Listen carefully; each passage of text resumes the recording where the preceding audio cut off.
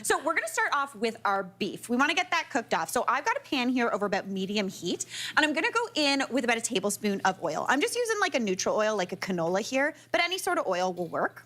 Now into there, I'm going in with a pound, AKA 454 grams of ground beef. This is the only reason I ever call it a pound, because 454 grams sounds so specific. Yeah. But that's how you buy beef here, and that is a good thing. All right, so I'm just gonna add that beef right on into the pan. And I'm gonna let that cook down.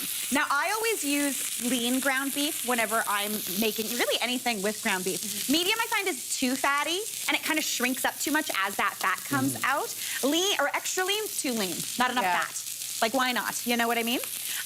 Wait, do we all agree? Oh, yeah. Okay, good, okay, good. I was like, okay, we're good. Guys, we got it. All right, now, you'll notice that at this point, I'm actually not seasoning the ground meat. I'm gonna just cook this off for about 8-ish minutes, just until it's cooked all the way through, but I'm not gonna season it yet with salt and pepper. The pepper, honestly, you could add, but salt actually acts to kind of draw moisture out of that ground beef, and it leads to kind of a dry crumble, and we don't want that. We want these nice and juicy. All right, so I'm gonna cook that down, let it do its thing, and while that beef is cooking, and it already smells like taco night in my personal opinion, just plain ground beef, you're like, tacos are coming. This is gonna be good.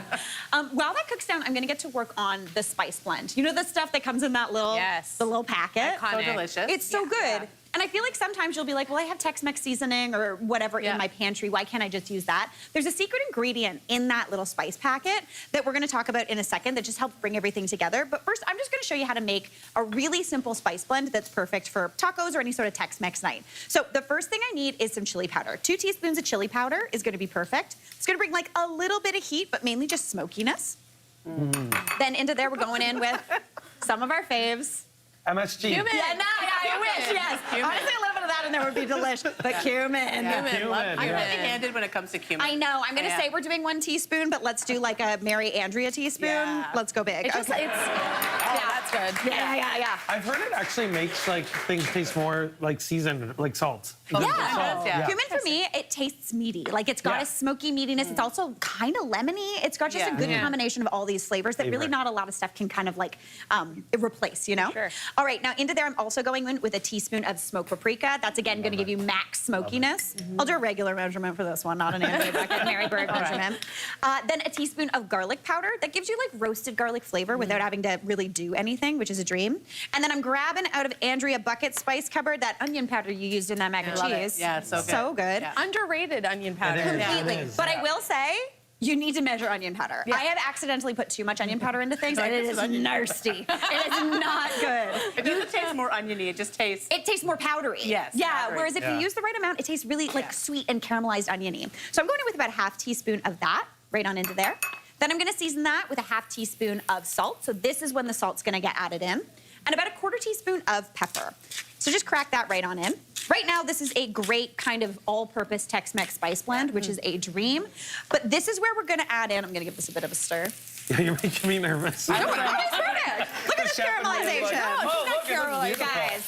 This is not my first rodeo. We are good to go. All right. All right, now over here, we're gonna add in that secret ingredient. And that secret ingredient is a little bit of cornstarch. It sounds kind of weird, but that's what gives your taco meat that like saucy consistency that you're looking for.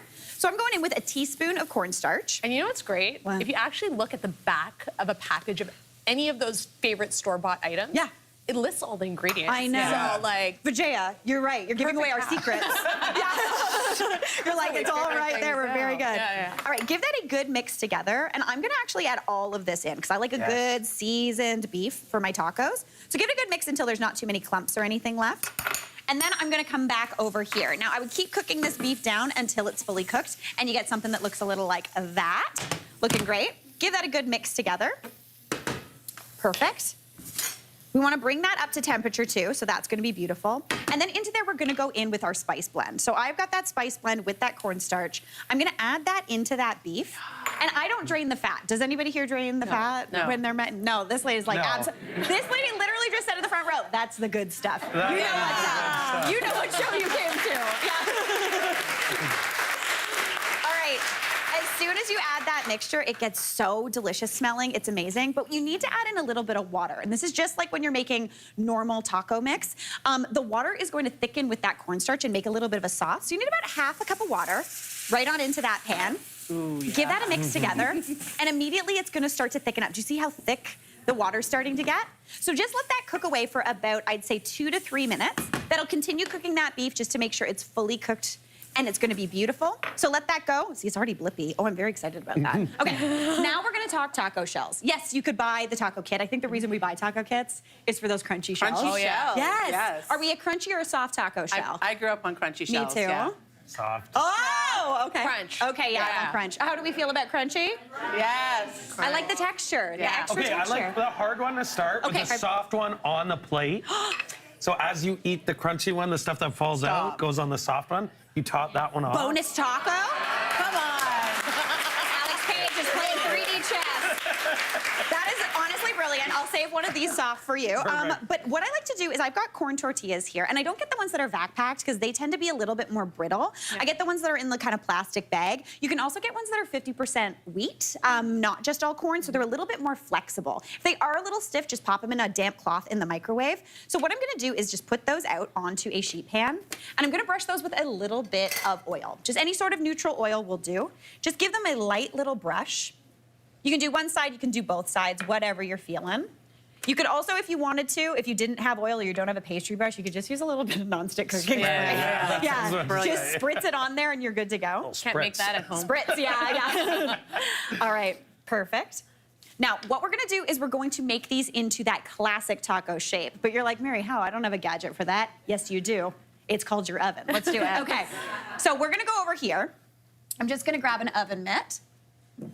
And what you're gonna do is you're gonna pull out your oven rack and see those little bars there that are nice and handy? Yeah. We're gonna get those taco shells and we are just going to drape this over top.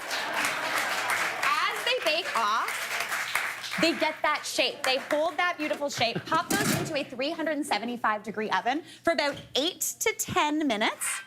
Once those are done, they're gonna be crunchy. Look at them. Like, Oh, look wow. at this. Can you see those? Look at those little crispy guys. Carefully with your fingers, lift those off. And you have got homemade, not fried, crispy taco shells, which is an absolute dream to me.